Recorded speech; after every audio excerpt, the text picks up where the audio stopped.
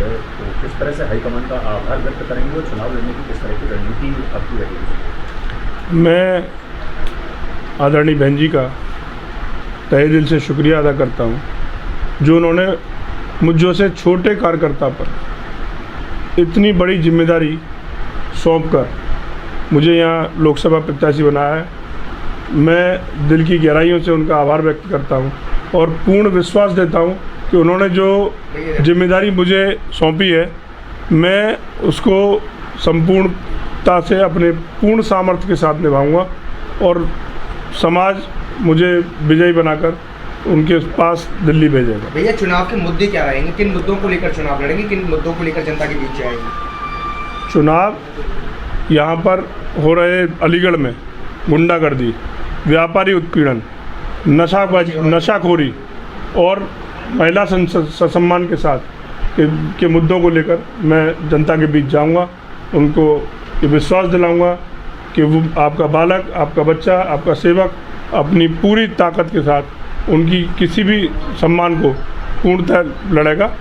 इसमें उन्हें किसी भी संशय की आवश्यकता नहीं रही। भारतीय जनता पार्टी से आपका मुकाबला मान रहे हैं, क्योंकि भारतीय जनता पार्टी इसमें सत्ताधारी दल में है, कई बार से सांसद भाजपा के रहे हैं, वैसे में अल्प समय में आप इस लड़ाई को कैसे जो लड़ पाएंगे? भाजपा से पहले भी यहाँ बहुजन समाजवादी पार्टी का ही सांसद बहन राजकुमार जी यहाँ पर थी, तो ऐसा नहीं है कि बहुजन समाजवादी पार्टी पिछली बार भी दूसरे नंबर पर रही है।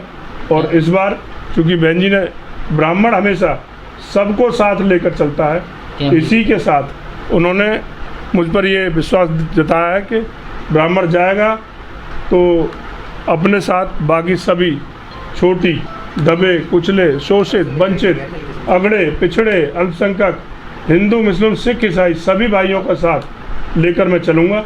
और आप लोग सब मेरे साथ इस यात्रा में शामिल रहेंगे और 4 जून को मैं आप सब लोगों को जीत का लड्डू अवश्य खिलवाऊंगा।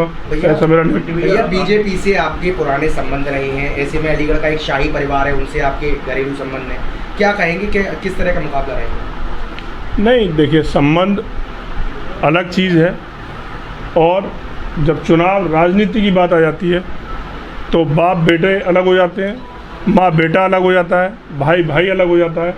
तो संबंध अपनी जगह, राजनीति अपनी जगह। जीत के बाद प्राथमिकताएं क्या रहेंगी? जीत के बाद इस शहर को जाम मुक्त, नशा मुक्त और व्यापारियों का जो उत्पीड़न इस पिछले 10 साल के कार्यकाल में हुआ है, मैं उन सभी व्यापारी भाइयों से कहूँगा कि वो आगे आकर मेरे साथ इस लड़ाई में कंधा से कंधा मिलाकर चलें।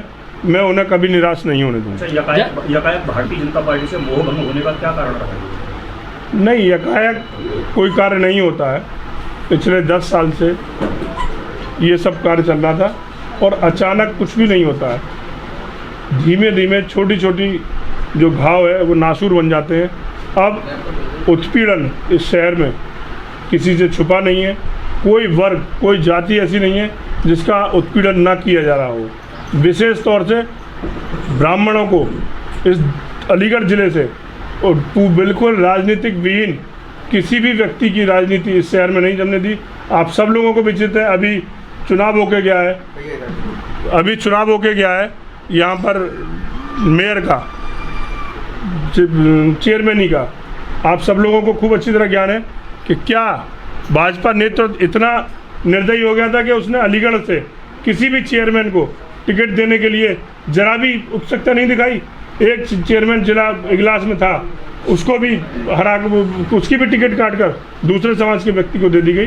तो क्या ऐसा समीकरण बिठाने की कोई आवश्यकता नहीं थी कि ब्राह्मण बिल्कुल विहीन हो गया था इस जिले से? क्या पूरी तरह से आप ब्राह्मण महासभा के भी राष्ट्रीय उपाध्यक्ष हैं, पूरी तरह से समाज आपके साथ है? नहीं, ब्राह्मण तो मेरे साथ है ही है, वो तो मेरा जन्मसिद्ध अधिकार है ब्राह्मण के साथ मेरे साथ आना, मेरे परिवार ने। चूँकि ब्राह्मण किसी एक व्यक्ति, एक जाति का नहीं हो सकता। ब्राह्मण ने हमेशा दिशा और दशा देने का कार्य किया है इस शहर पूरे भारतवर्ष को। सनातन को बिना ब्राह्मण के बिना सोचना ही व्यर्थ की बात है। जैसे कि गुफरान नूर का टिकट हुआ था, उसको लेकर किस तरह से देखते हैं, क्या है? गुफरान नूर मेरे छोटे भाई की तरह है उनकी अचानक तबीयत खराब हुई है, तभी तो मेरे को बहन जी ने आदेश दे के प्रत्याशी बनाया है। भैया किस तरह का मुकाबला और किससे मुकाबला मानते हैं? मुकाबला तो चूंकि सत्ताधारी दल है, सत्ता से ही मुकाबला है। मेरा मुकाबला व्यक्तिगत सत्ता से भी ना होकर मेरा सीधा सीधा मुकाबला सांसद सतीश गौतम से है। गठबंधन प्रत्याशियों को किस दृष्टिकोण से देखते हैं जो लड़ रहे हैं? मैं तो उनको, वो मेरे बड़े बुजुर्ग हैं, आप भी जानते हैं, उन्होंने राजनीति कर ली है। उगता सूरज और ढलते सूरज का अंतर सभी प्रत्येक व्यक्ति जानते हैं। वो मेरे बड़े भाई हैं, मैं उनका सम्मान करता हूँ। मुझे कहीं मिलते हैं मैं उनके पैर छूता हूँ, लेकिन अब चूँकि चुनाव में है तो मैं उनसे भी जब कभी मुझे मिलेंगे तो अपना आशीर्वाद उनसे लेके विजय श्री की ओर आगे बढ़ूँगा। ठीक है, कब अपने पर्चा बनने जाए?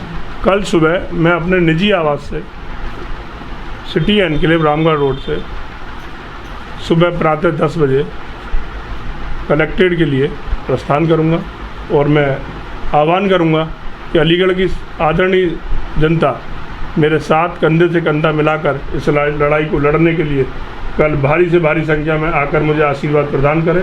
मैं उसके आशीर्वाद को व्यर्थ नहीं जाने दूंगा। ये मेरा उन सभी से पूर्ण विश्वास है कि वो निराश नहीं होंगे। ठीक।